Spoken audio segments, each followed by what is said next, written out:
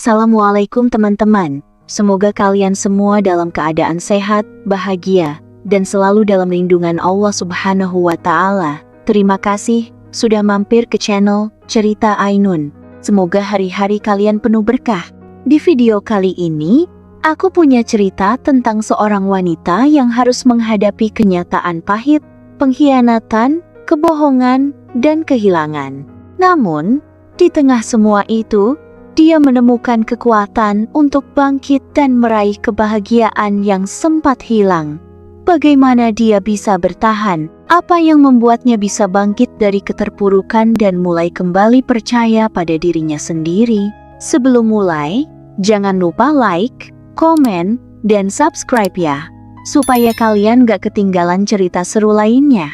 Yuk, langsung kita mulai. Namaku Alia, 33 tahun. Aku ibu rumah tangga sekaligus pemilik online shop fashion muslim yang kutekuni sejak pandemi. Omzetku bisa dibilang lumayan, bahkan lebih dari cukup untuk hidup nyaman. Aku kerja dari rumah, jadi sebagian besar waktuku kuhabiskan untuk menjaga rumah, mengurus Dira, dan membungkus pesanan. Suamiku, Dani, 35 tahun, bekerja sebagai staf administrasi di sebuah perusahaan konstruksi swasta. Tapi sejak kantor memberlakukan sistem kerja hybrid, Dani lebih banyak bekerja dari rumah katanya. Lebih dekat dengan keluarga. Dia pria yang tenang, jarang marah, dan selalu menunjukkan wajah lembut, terutama pada anak kami, Dira. Dira adalah putri sematawayang kami. Usianya baru 7 tahun, duduk di kelas 2 SD di sebuah sekolah dasar swasta yang jaraknya sekitar 15 menit dari rumah. Anak ini sangat ceria, mudah tertawa, dan sangat dekat dengan papanya. Bahkan, sejak masuk SD, Danilah yang paling semangat mengantarnya setiap pagi. Rutinitas itu menjadi semacam ritual yang tak pernah terlewatkan. Dani bangun paling pagi, menyiapkan seragam dan bekal sekolah Dira, lalu menyeduh kopi untukku sebelum aku sempat membuka mata. Ia akan mengantar Dira dengan motornya. Kadang diselingi obrolan ringan atau candaan sambil berdiri di teras rumah. "Papa siap, Kapten Dira," seru Dani pagi itu, lengkap dengan suara imitasi ala kartun. Dira tertawa kecil. "Siap jalan, Pak Komandan." Aku hanya menggeleng pelan, tersenyum melihat keakraban mereka. "Kalian berdua kayak lagi syuting film saja." Dani mencium keningku, lalu mengangkat tas unicorn Dira yang sudah aku isi dengan bekal dan alat tulis. "Doain ya, semoga hari ini semangat terus," katanya. "Selalu," jawabku sambil tersenyum. Aku tidak pernah menyangka bahwa kalimat itu kelak akan terdengar begitu pahit di telingaku. Pagi-pagi seperti ini memang selalu cerah. Tapi aku tak tahu, di balik langit biru itu, ada awan hitam yang sedang menggumpal.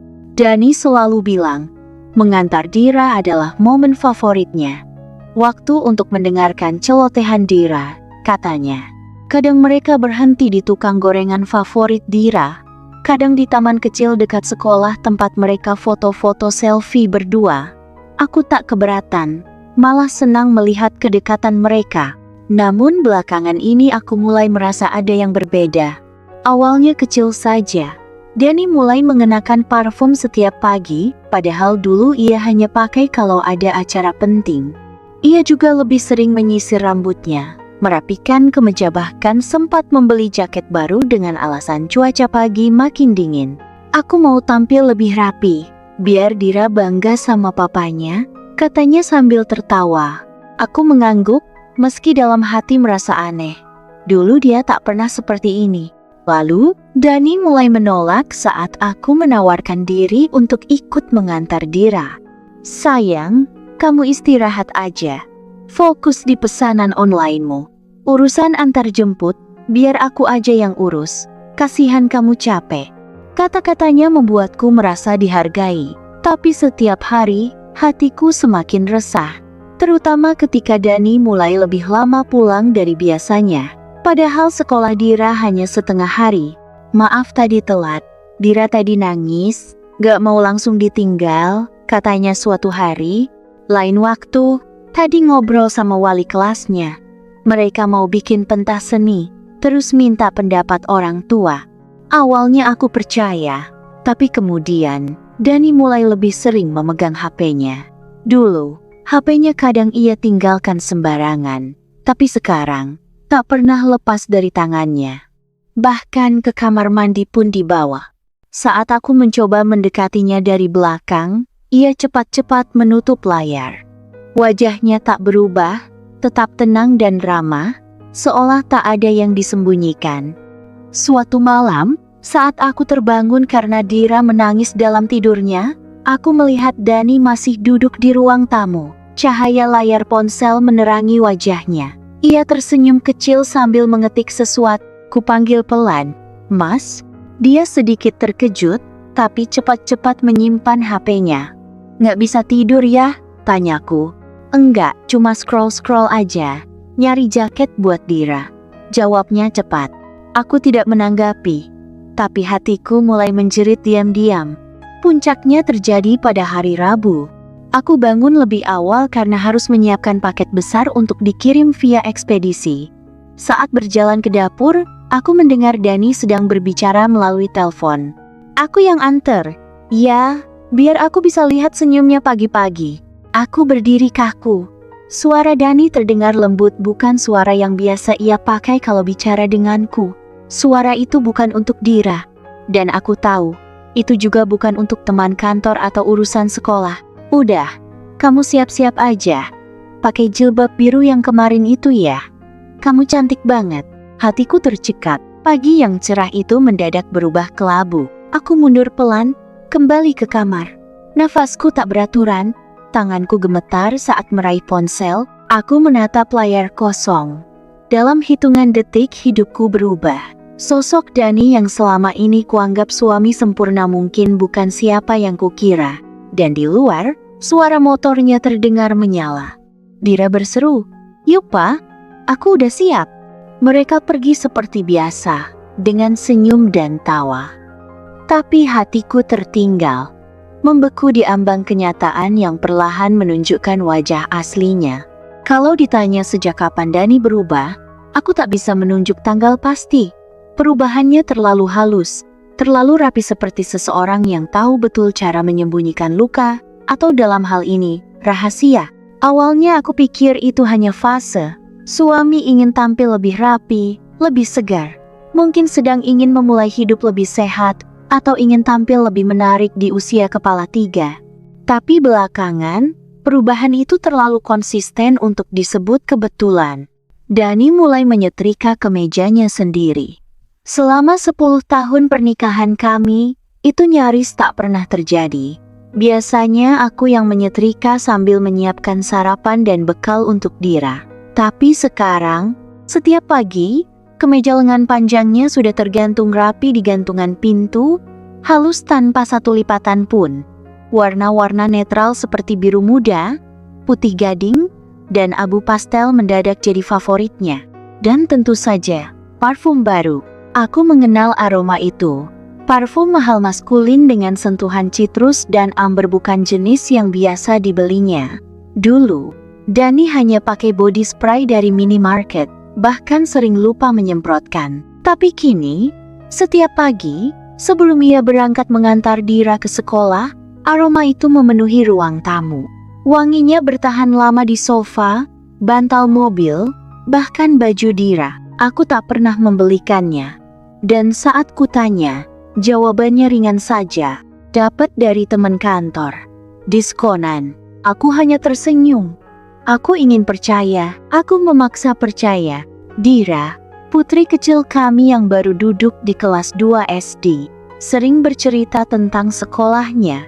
Tapi belakangan, ada satu nama yang sering disebut-sebutnya dengan nada ceria. "Bu Rani baik banget, Ma. Kalau aku telat, Bu Rani masih nungguin di depan kelas.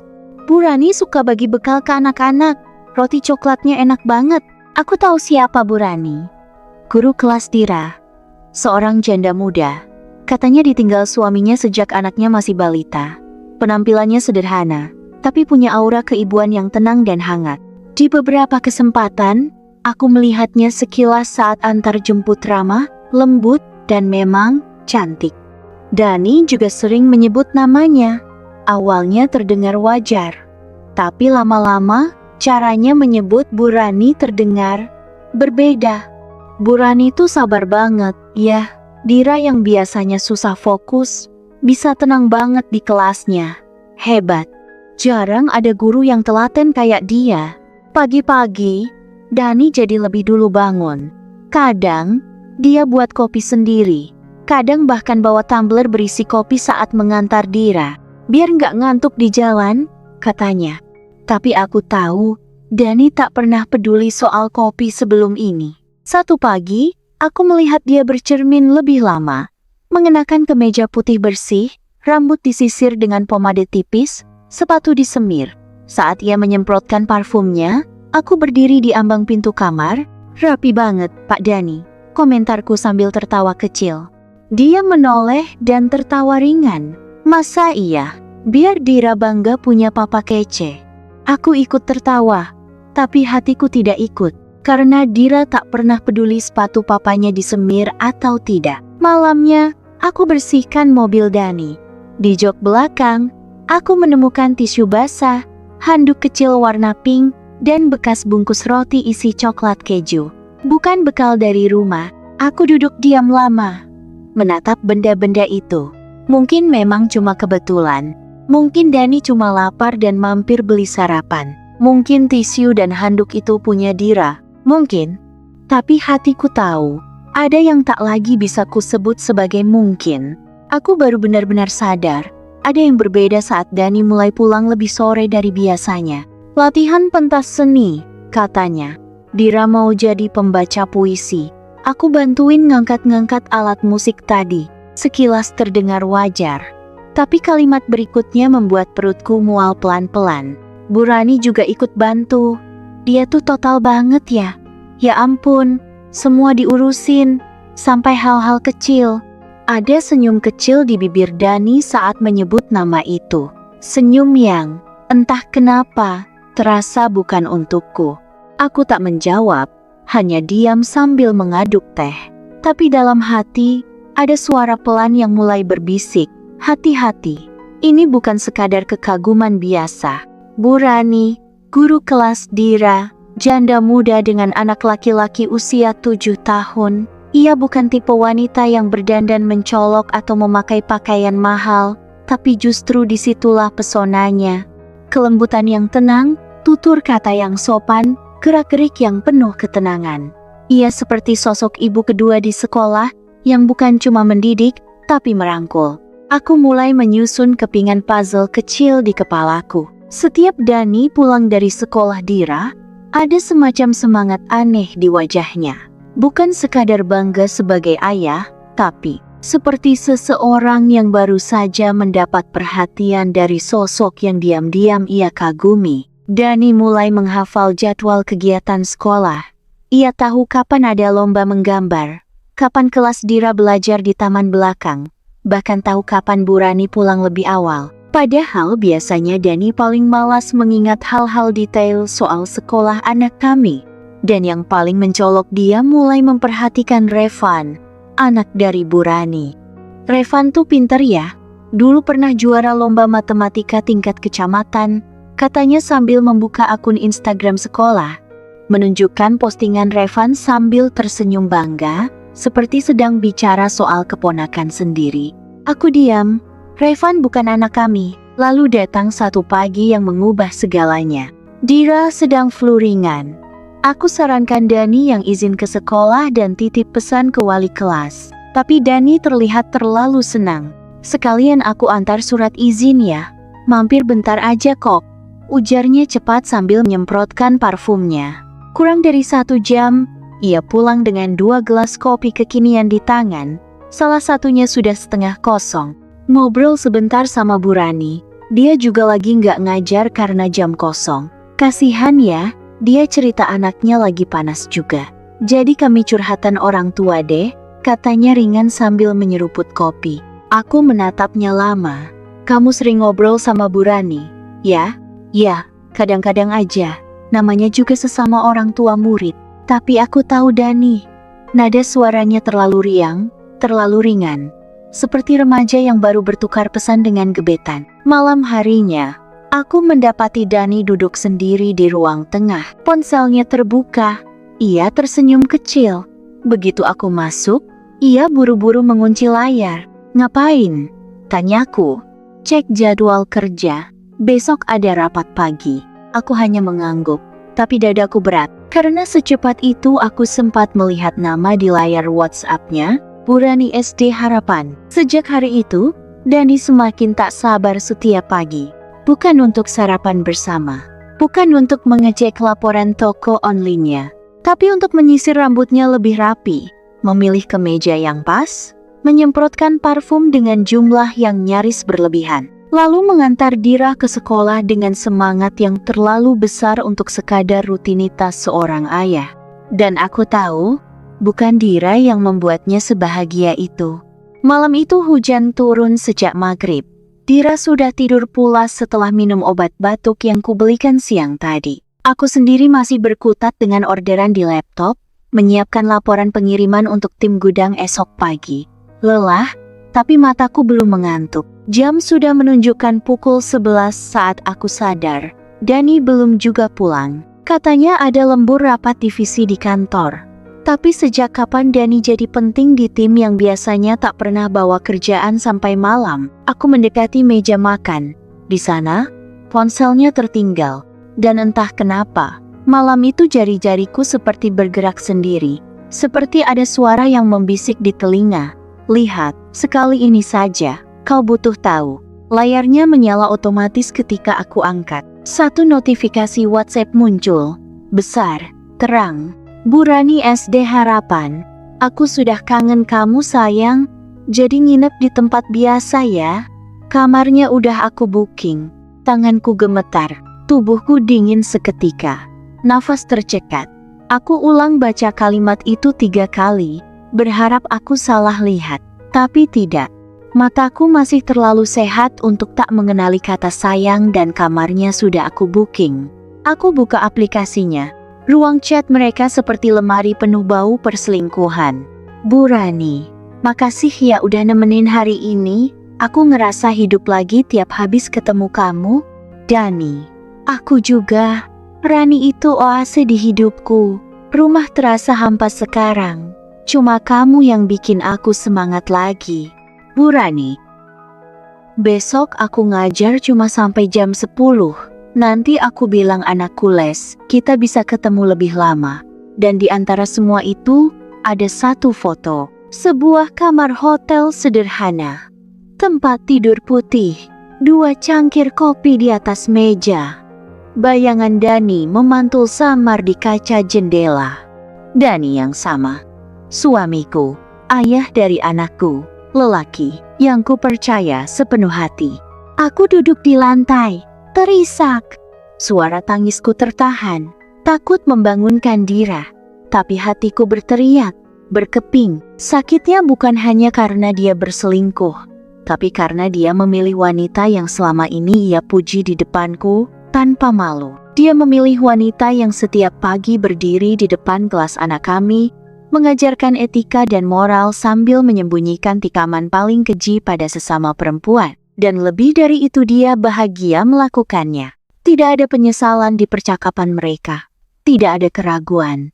Yang ada hanyalah gairah, rayuan, dan cinta baru yang bukan untukku. Aku menyimpan semua tangkapan layar. Ku buat folder bernama Bukti Dani di laptopku. Tidak, aku belum akan meledak sekarang. Belum akan menampar Dani, belum akan membawa koper dan pergi. Aku harus tahu seberapa dalam kebohongan ini telah tumbuh. Aku harus lihat dengan mata kepala sendiri seberapa rendah mereka bisa jatuh. Dan malam itu, untuk pertama kalinya sejak menikah, aku tidur tak di sisi suamiku.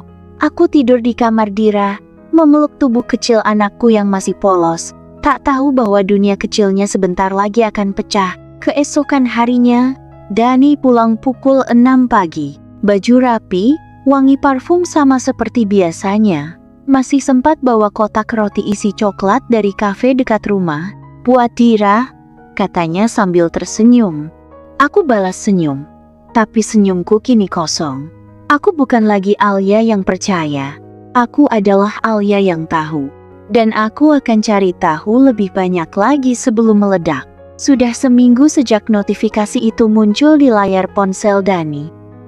Sejak malam itu, aku tak lagi menangis. Tak lagi berharap, tak lagi bingung harus percaya atau tidak. Karena aku sudah tahu jawabannya. Pengkhianatan itu nyata, dan orang yang kulindungi adalah pelakunya. Tapi aku juga tahu, jika ingin menuntaskan luka ini, aku tak bisa hanya bergantung pada tangkapan layar. Aku butuh bukti nyata, bukti hidup, bukti yang bisa bicara bahkan ketika Dani berbohong. Hari itu, aku menghubungi seseorang yang direkomendasikan temanku di komunitas pengusaha. Namanya Reno, seorang penyelidik swasta yang biasa menangani kasus suami main belakang, istri simpanan, dan urusan-urusan yang tidak bisa selesai hanya dengan marah-marah di rumah. Kami bertemu di sebuah coffee shop di pinggir kota, tempat yang cukup sepi, aman, dan tak mencolok.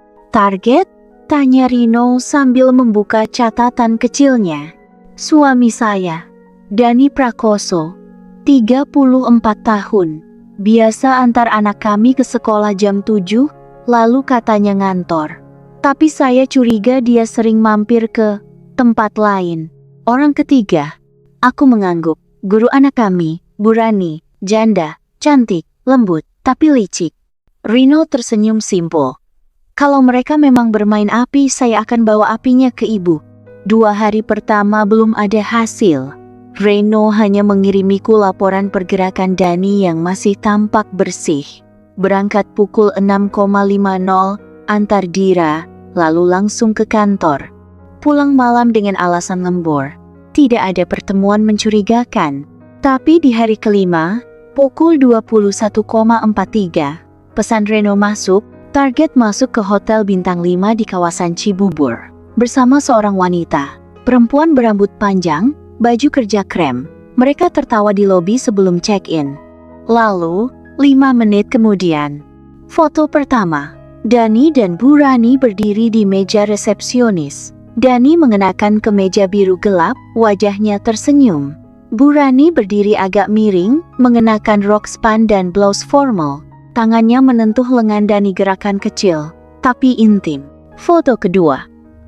Kunci kamar berpindah tangan. Dani menerima kartu akses dari resepsionis sambil menoleh pada Bu Rani, matanya. Mata yang dulu hanya kutemukan saat malam pertama kami dulu. Penuh hasrat. Foto ketiga. Mereka naik lift. Hanya berdua.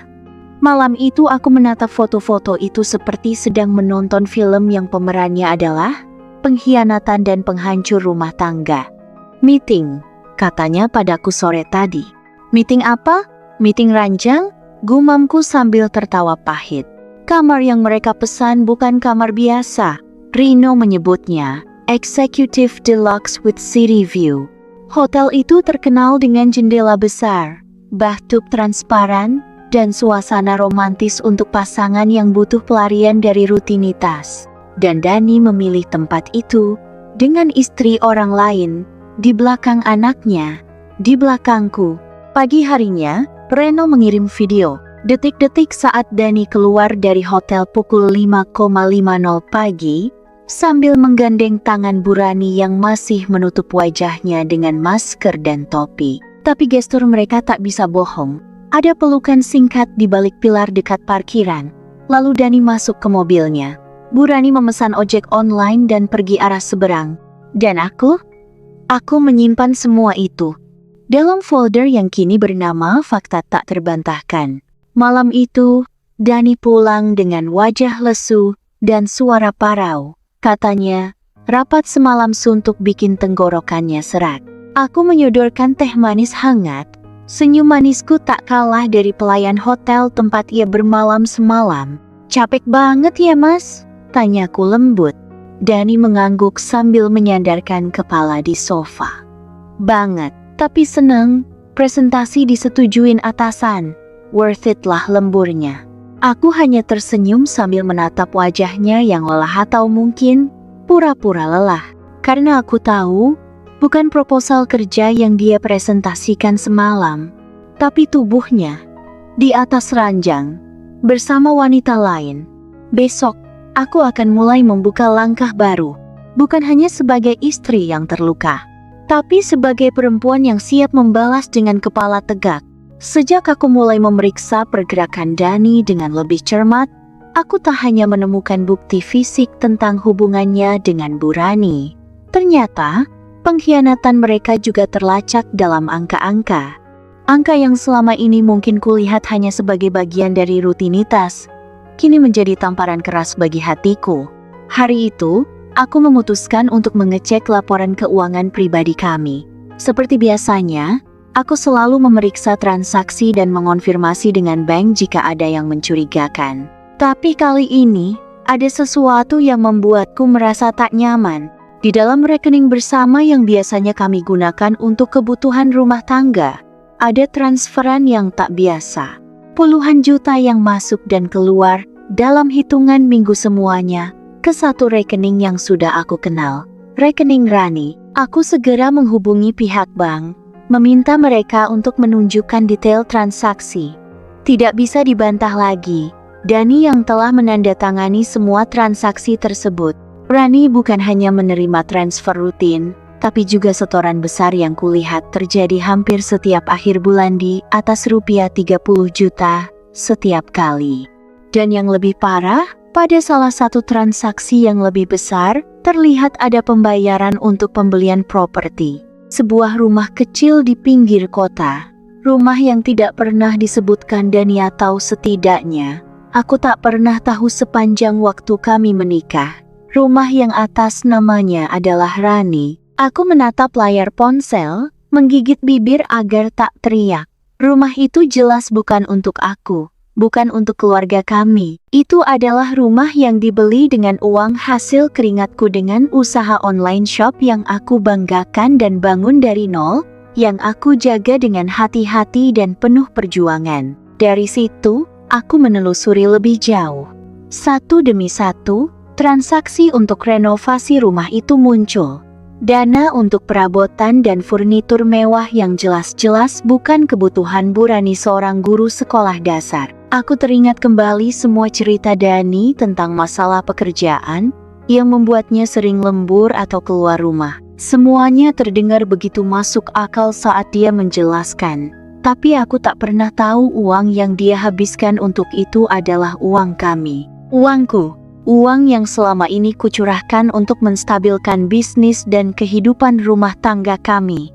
Dan ternyata, itu semua mengalir ke kantong wanita lain. Ke dalam rumah yang bukan untukku. Bukan untuk anak. Aku harus berpikir jernih. Emosi semakin menguasai. Tapi aku tahu aku harus tetap tenang. Aku simpan data-data transaksi itu di folder yang kusebut keruntuhan keluarga. Folder yang nanti akan kujadikan senjata, bukan untuk merusak Dani, tetapi untuk memastikan kebenaran terungkap. Tidak hanya untuk aku, tetapi juga untuk diri anak kami yang tidak tahu apa-apa. Sore itu, aku mencoba bertindak seperti biasa. Aku menyiapkan makan malam, memastikan Dira belajar dengan baik, dan mengatur jadwal kiriman barang untuk toko onlineku. Dani pulang sekitar jam 8 malam. Wajahnya lesu, seperti biasa. Dia bilang ada rapat lanjutan dengan klien penting, tapi aku tahu itu hanya alibi. Tak ada rapat, tak ada klien. Yang ada hanya dirinya dan Bu Rani. Alia, tadi ada email masuk dari supplier, kita harus cek pengiriman lagi, kan? Katanya, mencoba membuka percakapan. Aku hanya mengangguk. Iya, sudah saya urus. Aku tidak menyangka jawaban itu akan meluncur dari bibirku begitu tenang. Aku bisa melihat kecemasan di matanya. Dia tahu aku tahu. Dia tahu aku bisa melihat lewat semua kebohongan yang pernah dia buat. Tapi aku tetap diam, membiarkan rasa ibu dan perempuan berperang di dalam hatiku. Malam itu, aku menyiapkan dokumen penting. Besok aku akan menemui pengacara. Aku sudah mengambil langkah pertama. Tak ada lagi ruang untuk rasa iba. Rasa iba yang salah tempat. Rasa yang selama ini aku berikan kepada suamiku yang ternyata hanya tahu memanfaatkan. Dan kini, aku tak hanya ingin membalas, tetapi ingin memastikan bahwa Dani akan merasakan apa yang telah dia lakukan. Aku akan menyusun langkah demi langkah, membuatnya merasakan ketidaknyamanan yang selama ini dia buat untukku dan anak kami. Aku bukan ibu rumah tangga biasa. Aku pemilik perusahaan fashion online yang kini memiliki omset miliaran. Aku bukan hanya seseorang yang bangun pagi, menyiapkan sarapan, mengantar anak ke sekolah, dan kembali ke rutinitas. Aku seorang pengusaha, dengan tim yang mengandalkan keputusan-keputusan bisnisku, dengan pelanggan yang mengharapkan pengiriman tepat waktu, dengan ide-ide yang tidak pernah berhenti mengalir, dan aku yang membiayai semua gaya hidupnya.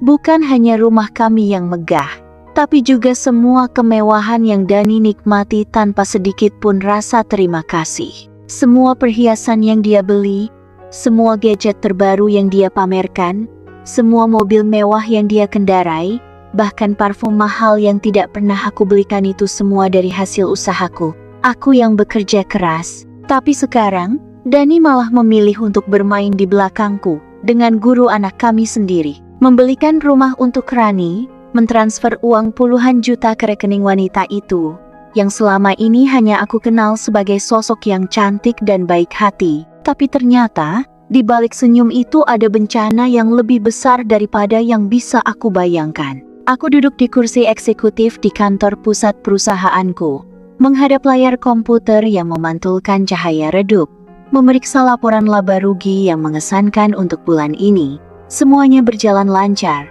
bisnisku semakin berkembang. Tapi ada satu hal yang tak bisa aku hindari, rasa sakit yang terus menggerogoti. Semua yang aku banggakan, yang aku capai dengan susah payah, seolah runtuh dalam sekejap karena pengkhianatan yang tak terduga. Dani, suamiku yang aku pikir bisa diandalkan, ternyata justru menjual kepercayaanku dengan harga yang lebih murah dari harga parfum yang sering ia pakai. Aku merasa diriku terhimpit antara dua dunia sebagai ibu rumah tangga dan pemimpin bisnis. Seharusnya, aku tahu bagaimana menjaga keduanya tetap seimbang. Tapi kini, semuanya terasa hampa. Bisnisku maju pesat, tapi di sisi lain, rumah tanggaku hancur. Aku menggenggam pena di tangan, kemudian menulis di catatan kecil di mejaku. Kekuatan terletak pada mereka yang memilih untuk bangkit, bukan sekadar terluka. Aku memutuskan untuk melangkah dengan lebih cerdas. Jika Dani ingin bermain api dengan Bu Rani, aku tidak akan membiarkan diriku terbakar dalam api itu. Aku akan menghadapinya dengan cara yang lebih terencana dan penuh kontrol. Tidak ada lagi emosi yang tak terkendali. Tidak ada lagi tindakan gegabah. Aku sudah memikirkan semua ini dengan matang. Aku tidak akan merusak bisnisku dengan kebencian. Aku akan menggunakan kekuatan finansial yang kumiliki untuk memastikan Dani merasakan dampak dari setiap tindakan pengkhianatannya. Namun kali ini, aku akan bermain di level yang lebih tinggi dengan strategi yang lebih cerdas. Aku menghubungi pengacara terbaik yang aku kenal. Seorang wanita tangguh yang sudah beberapa kali menangani kasus-kasus bisnis dengan nuansa personal. Maya adalah pengacara yang sudah menangani kontrak-kontrak bisnisku dan menyelesaikan masalah hukum dengan tegas dan tuntas. Beberapa hari kemudian, kami bertemu di ruang rapat kantor pusatku. Maya duduk di hadapanku, memeriksa setiap dokumen yang aku berikan. Dari laporan keuangan yang menunjukkan transaksi mencurigakan hingga bukti transfer Dani ke rekening Rani, semua sudah siap. Semua bukti yang dibutuhkan untuk mengungkap kebenaran dan yang akan memukul Dani dengan cara yang tidak pernah ia duga. Alia, ini sudah sangat jelas. Kamu bisa mengajukan gugatan perceraian dengan alasan pengkhianatan dan penyalahgunaan dana bersama. Tapi aku juga punya saran lain. Jika kamu mau, kita bisa mulai menuntut ganti rugi untuk semua uang yang telah dibelanjakan tanpa persetujuanmu, termasuk rumah yang dibeli atas nama Rani itu. Aku menatap Maya. Aku ingin dia merasa apa yang sudah dia lakukan. Tapi aku juga ingin melindungi Dira.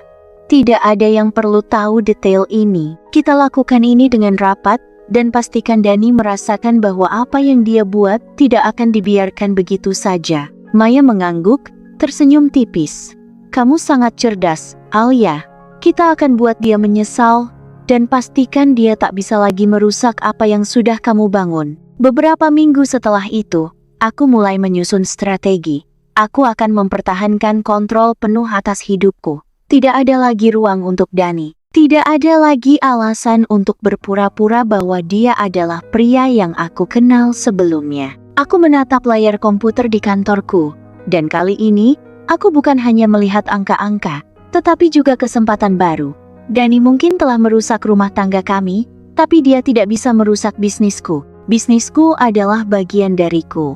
Dan aku tidak akan membiarkan seorang pun merusak apa yang sudah aku bangun dengan susah payah. Kini, aku sudah tidak hanya menjadi istri yang terluka, tetapi seorang bos yang tersakiti dan aku akan pastikan bahwa Dani merasakan akibat dari perbuatannya tanpa bisa melarikan diri. Malam itu, aku duduk di meja kerja, menatap layar komputer yang menyala.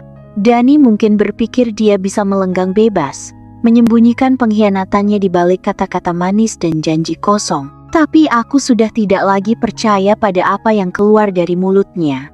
Aku sudah tahu apa yang sebenarnya terjadi.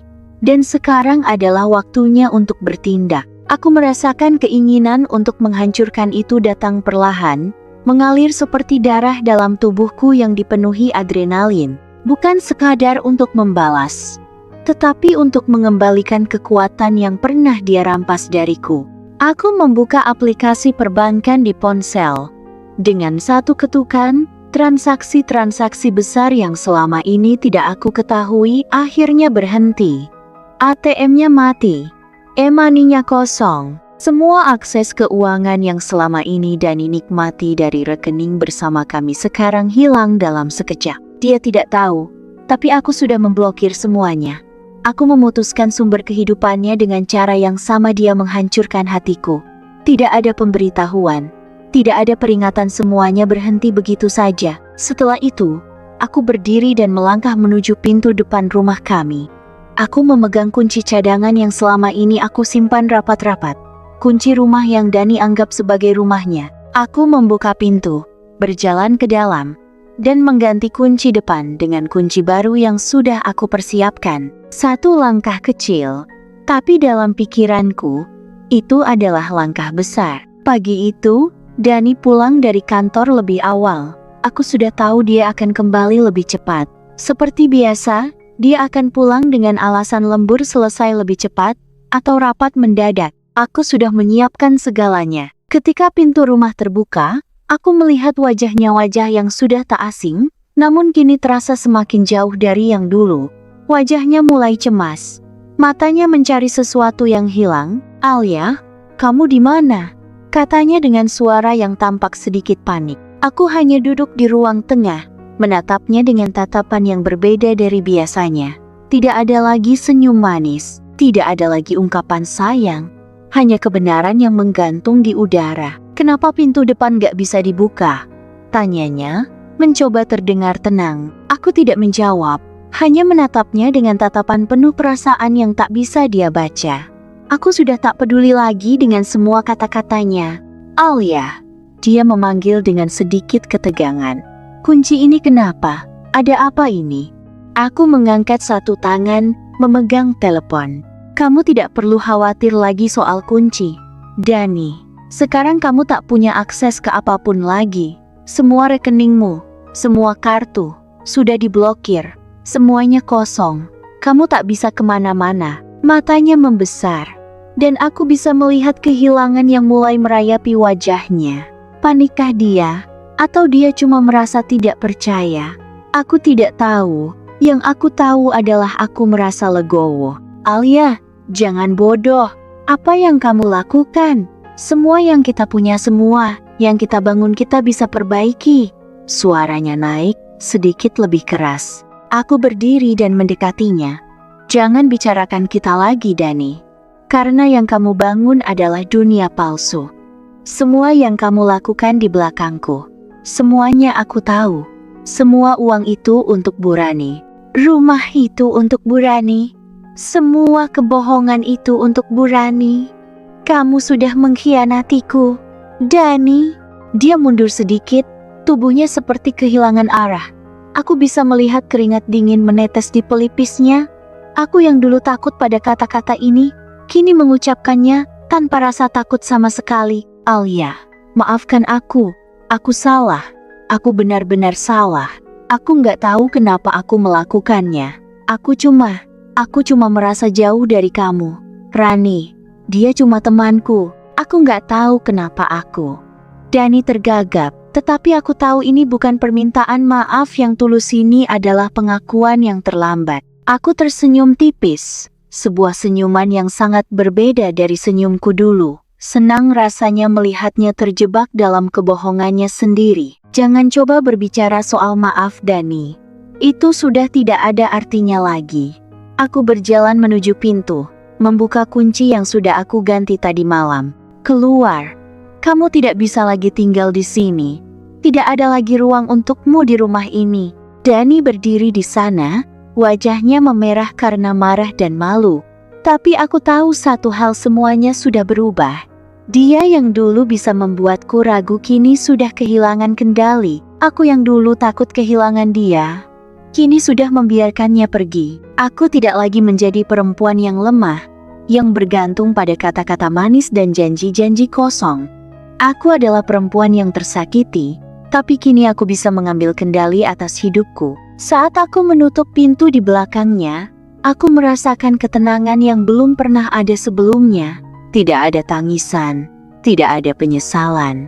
Yang ada hanya kekuatan, dan aku tahu, saat ini, neraka bagi Dani baru saja dimulai. Aku sudah mempersiapkan ini dengan matang. Bukan hanya untuk menghadapi Dani karena dia sudah kuusir dengan cara yang sangat sederhana dan efektif, tapi sekarang, aku harus menghadapi Rani. Wanita yang selama ini mengira dia bisa hidup enak dengan membangun hidup di atas penderitaanku. Wanita yang telah memilih untuk menghancurkan keluargaku demi uang dan kenyamanan. Aku berjalan dengan langkah tenang, meskipun di dalam dadaku ada gemuruh yang tidak bisa kutahan. Rani, guru anakku, janda anak satu, sudah menempati posisi yang begitu tinggi dalam pikiranku. Kini, aku akan menghadapinya di hadapan matahari. Tidak ada lagi bayang-bayang, tidak ada lagi tempat untuk bersembunyi. Kami akan berdua bertemu dalam satu ruang yang penuh ketegangan. Aku menunggu di depan sekolah, di tempat yang sering dia habiskan waktu di sela-sela mengajar. Sekolah ini, yang selama ini hanya menjadi tempat di mana anakku belajar, kini menjadi tempat di mana aku akan menunjukkan siapa yang benar-benar memegang kendali. Rani muncul, melangkah dengan gaya yang terlihat begitu percaya diri. Senyumnya yang dulu tampak penuh kasih sayang, kini terasa berbeda. Seakan-akan aku bisa melihat di balik senyum itu, ada rasa bersalah yang tak pernah dia tunjukkan di hadapan Dani. Aku mengangkat tangan memberi salam, dan dia menanggapi dengan senyum yang tidak sepenuhnya tulus. Rani, sapaku dengan suara yang tenang. Aku ingin kita bicara, tidak ada yang harus disembunyikan lagi. Rani sedikit terkejut, tapi tetap mencoba untuk menjaga ketenangannya. Alia, apa yang sedang kamu lakukan di sini? Suaranya mencoba terdengar biasa, tapi aku bisa mendengar ketegangan di sana. Aku duduk di kursi di depannya, tidak terburu-buru. Aku hanya mengamati dirinya, mengenakan gaun sederhana yang membuatnya terlihat terlalu berpura-pura sempurna. Di matanya, aku melihat sedikit kebingungan. Mungkin dia masih belum paham apa yang sedang terjadi, atau mungkin dia hanya berharap aku akan memaafkannya begitu saja. Aku mulai berbicara, dengan suara yang tenang tapi penuh kekuatan. Kamu pikir kamu menang ya, Rani? Kamu pikir kamu bisa merebut semua yang aku punya begitu saja, dan aku akan membiarkanmu? Kamu cuma selingkuhan yang dibiayai, itu saja. Rani terdiam sejenak, kemudian tersenyum sinis. Alia, aku tidak pernah memaksa Dani. Dia yang datang padaku, dia yang menginginkannya. Kamu terlalu banyak berpikir. Semua ini bukan salahku. Kalau kamu punya masalah, itu dengan suamimu. Aku menatapnya tajam. Kamu masih belum paham ya? Semua yang terjadi, semua yang kamu nikmati dari Dani, itu bukan hasil dari usahamu. Itu adalah uangku, yang selama ini aku bekerja keras untuk dapatkan. Itu adalah kehidupanku yang kamu hancurkan dengan begitu mudah. Kamu bahkan gak bisa beli pulsa kalau bukan karena uang dari Dani, kan? Rani merasakan setiap kata yang aku ucapkan, dan aku tahu itu. Senyum di wajahnya memudar, digantikan oleh ekspresi yang lebih rapuh. Aku bisa melihatnya. Rasa takut yang mulai menyusup ke dalam dirinya. Meskipun dia berusaha keras untuk tetap terlihat kuat. Alia, apa yang kamu mau? Apa kamu ingin menghancurkan aku juga? Kamu sudah mengusir Dani. Jadi apalagi yang kamu inginkan? Aku tidak punya apa-apa lagi selain... Rani mulai terbata-bata. Aku bisa melihat bahwa kata-katanya sudah kehilangan kekuatan. Tidak, Rani, jawabku dengan suara lebih lembut, namun tetap tajam. Aku tidak ingin menghancurkanmu. Aku hanya ingin kamu tahu siapa yang sebenarnya memegang kendali. Kamu sudah cukup mendapat pelajaran.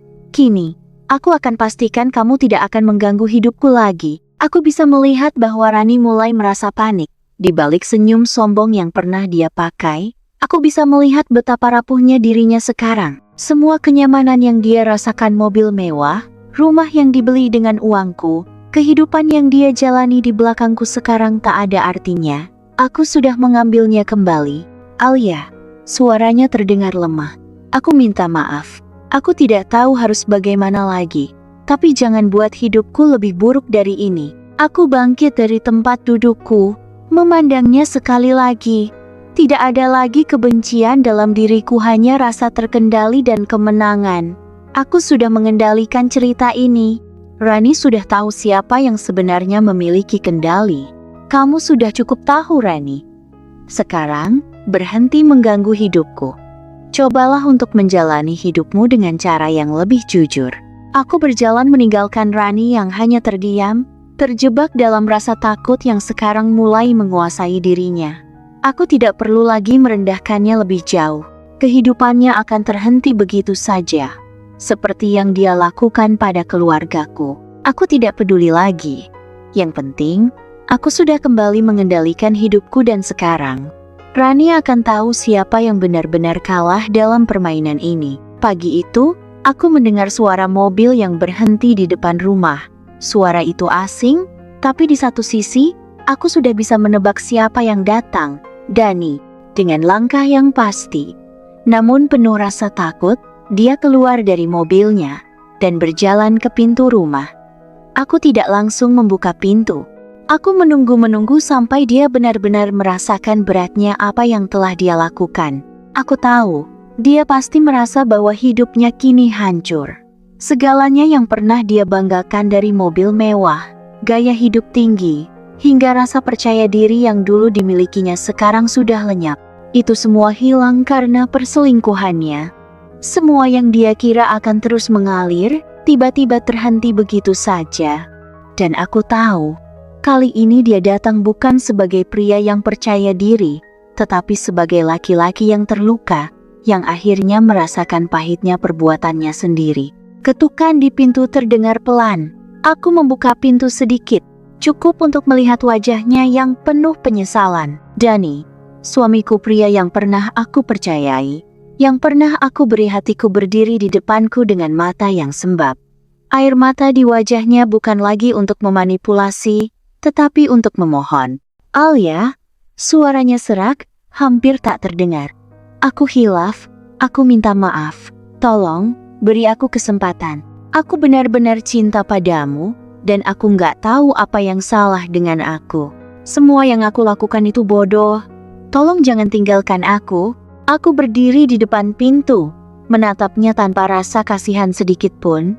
Air mata itu yang dia tumpahkan begitu mudah tidak lagi menyentuh hatiku. Aku sudah cukup tersakiti. Aku sudah cukup dibohongi. Cinta, Dani.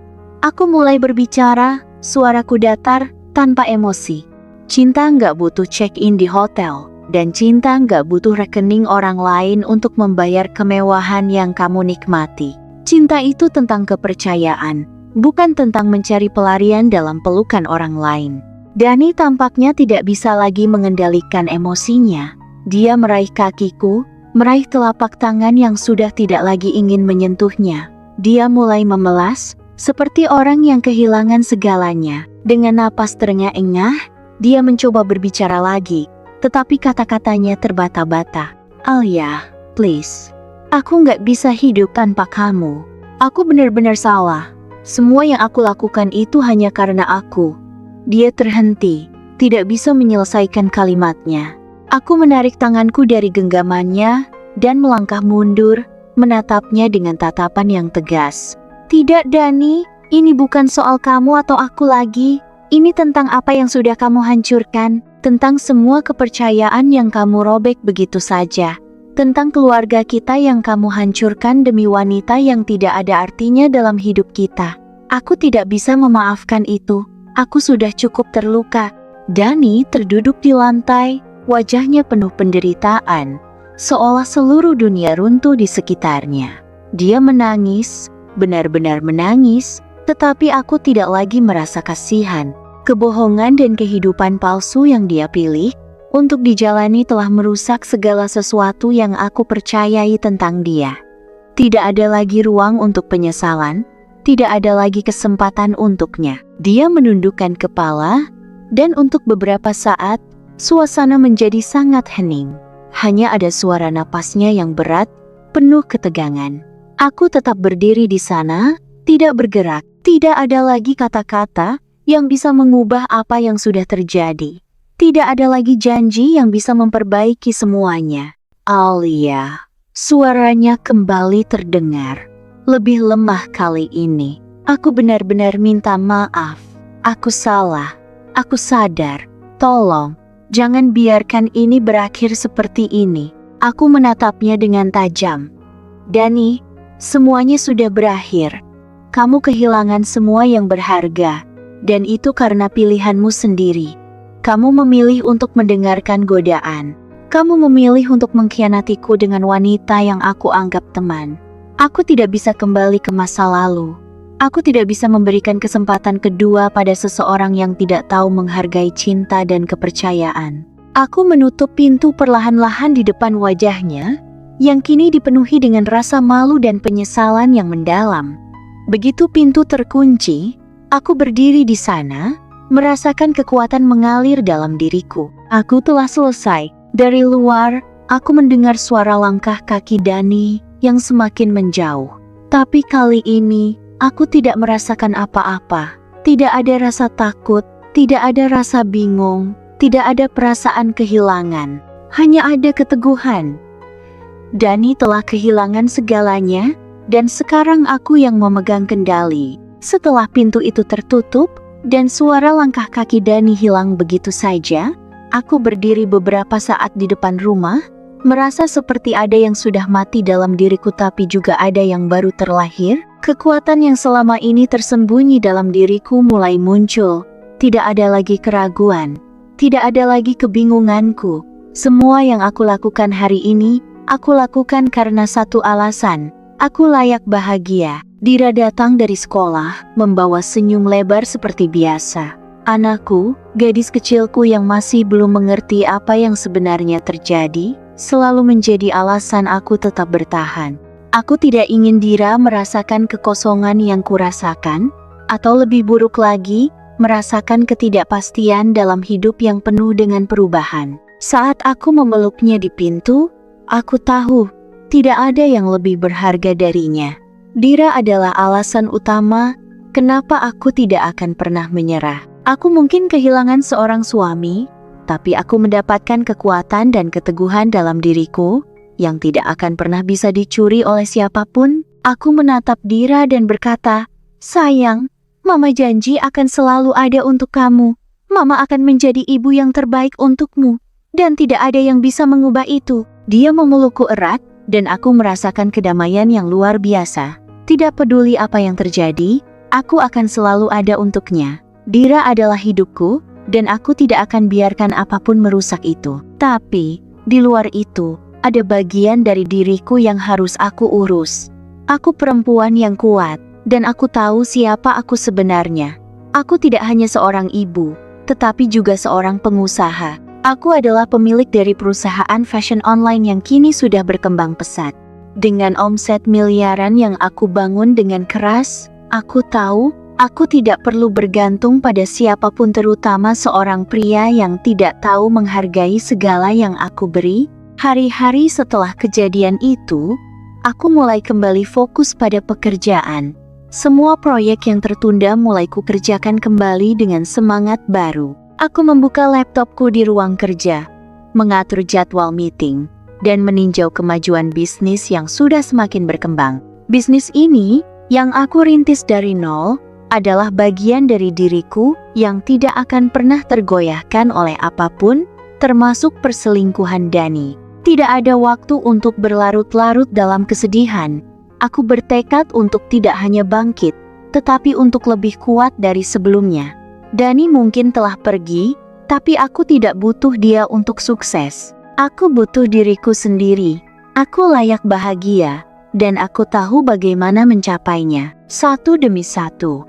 Aku menjalani hidupku dengan penuh percaya diri. Setiap pagi, aku mengantar Dira ke sekolah, dan setiap malam aku duduk di depan laptop, menyelesaikan urusan bisnis yang terus berkembang. Aku bertemu dengan klien, menandatangani kontrak baru, dan memastikan bahwa perusahaan fashionku tidak hanya bertahan, tetapi juga menguasai pasar. Setiap keputusan yang aku ambil sekarang didorong oleh satu keyakinan: aku tidak butuh orang lain untuk bahagia. Aku sudah memiliki semuanya. Aku memiliki diriku, anakku, dan bisnis yang sukses. Itu cukup. Hari-hari berlalu, dan aku merasa semakin kuat. Aku tidak lagi takut untuk membuat keputusan, dan aku tidak lagi takut akan masa depan. Kehidupanku kini hanya milikku, dan aku akan membuatnya menjadi yang terbaik. Dira selalu menjadi alasan aku tetap terjaga, tetap tersenyum, tetap membawa harapan dalam hidup kami berdua. Aku mungkin pernah terluka, tetapi itu tidak akan pernah mendefinisikan siapa aku. Malam itu, setelah Dira tidur, aku duduk sendirian di ruang tamu, memikirkan perjalanan yang telah kutempuh. Ini bukan akhir, tapi justru awal dari sesuatu yang lebih besar. Aku menatap cermin dan berkata pada diriku sendiri, aku sudah melewati semuanya. Aku akan terus melangkah, bukan untuk Dani, tapi untuk diriku sendiri. Aku layak bahagia. Dan dengan tekad itu, aku menutup hari dengan penuh keyakinan. Aku sudah menemukan diriku kembali seorang ibu, seorang pengusaha, seorang perempuan yang paling kuat yang pernah ada. Pagi itu, aku bangun lebih awal. Tidak ada lagi perasaan berat yang menghantui setiap langkahku. Dira sudah bangun lebih dulu, wajahnya yang cerah menyambutku dengan senyuman lebar. Seperti biasa, aku menyiapkan sarapan dan memastikan dia siap untuk pergi ke sekolah. Namun, ada yang berbeda di pagi ini. Sekarang, aku yang mengantar Dira ke sekolah. Aku bukan lagi wanita yang menunggu suami pulang, mengandalkan harapan yang terus dipatahkan. Aku bukan lagi wanita yang hidup dalam kebohongan dan drama. Kini, aku adalah ibu yang menjalani hidupnya dengan damai dan penuh keyakinan. Aku membuka pintu mobil dan Dira melompat ke dalam, tertawa riang. "Mama, kita terlambat nggak sih?" tanyanya dengan mata berbinar. Aku tersenyum, melambaikan tangan padanya. "Tidak, kita masih ada waktu kok. Ayo, kita jalan." Kami melaju, dan suara tawa Dira mengisi mobil. Suasana pagi itu terasa begitu ringan, begitu damai. Tanpa Dani, tanpa pertengkaran, tanpa drama, kami hanya berdua. Aku merasa dunia ini lebih tenang, lebih mudah dijalani, tanpa ada beban yang menghalangi. Aku menatap ke depan, melewati jalan yang sudah sangat familiar.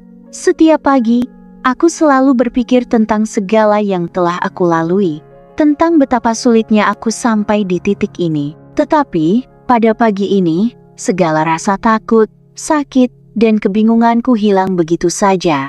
Aku sadar bahwa hidup ini lebih indah ketika aku bisa jujur pada diri sendiri, ketika aku bisa melepaskan masa lalu dan memilih untuk melangkah ke depan. Di belakang kami, Dira tertawa dengan ceria, seolah tidak ada yang bisa merusak kebahagiaannya. Aku menoleh, melihat dia yang masih kecil, namun begitu penuh semangat. Dira adalah segalanya. Aku tahu, aku harus memberi yang terbaik untuknya, dan itu yang selalu menjadi motivasiku. Kami sampai di sekolah, dan aku melirik Dira sebelum dia turun dari mobil. "Semangat ya sayang, Mama selalu ada buat kamu," kataku dengan senyum hangat. Dira melambaikan tangan dengan senyum lebar. "Iya Mama, semoga harimu menyenangkan ya," jawabnya ceria sebelum berlari masuk ke sekolah. Aku duduk sebentar di mobil, menatap pintu gerbang sekolah yang kini tertutup. Hari ini terasa begitu ringan. Tidak ada lagi beban, tidak ada lagi tanggung jawab untuk menjaga kedamaian yang palsu, tidak ada lagi perasaan takut kehilangan. Kini, aku yang memiliki kendali atas hidupku. Aku menarik napas dalam-dalam dan menatap langit. Pagi ini terasa lebih indah. Tanpa dani, tanpa kepalsuan, tanpa kebohongan. Hanya ada kejujuran dan kedamaian yang aku temukan setelah semua yang terjadi. Aku lebih damai karena akhirnya aku bisa hidup dengan jujur pada diriku sendiri. Aku menghidupkan mesin mobil, siap untuk menjalani hari baru, dan menyadari satu hal penting. Pagi yang indah adalah pagi yang jujur, pagi yang bebas dari segala pengkhianatan dan kepalsuan. Hari-hari di depanku sekarang terasa lebih cerah, lebih terang. Aku tidak lagi takut akan masa depan, karena aku tahu aku bisa menghadapinya dengan kekuatan yang baru. Aku telah menemukan diriku kembali, dan aku tahu hidupku akan lebih baik tanpa bayang-bayang masa lalu yang kelam. Ini adalah awal baru, ini adalah hidupku, dan aku akan menjalaninya dengan penuh kebahagiaan. Dengan itu, kisah Alia pun berakhir. Dari seorang wanita yang terluka, dia bangkit menjadi sosok yang lebih kuat, lebih mandiri, dan lebih bahagia. Kehidupan barunya dimulai dengan penuh harapan, jauh dari bayang-bayang masa lalu.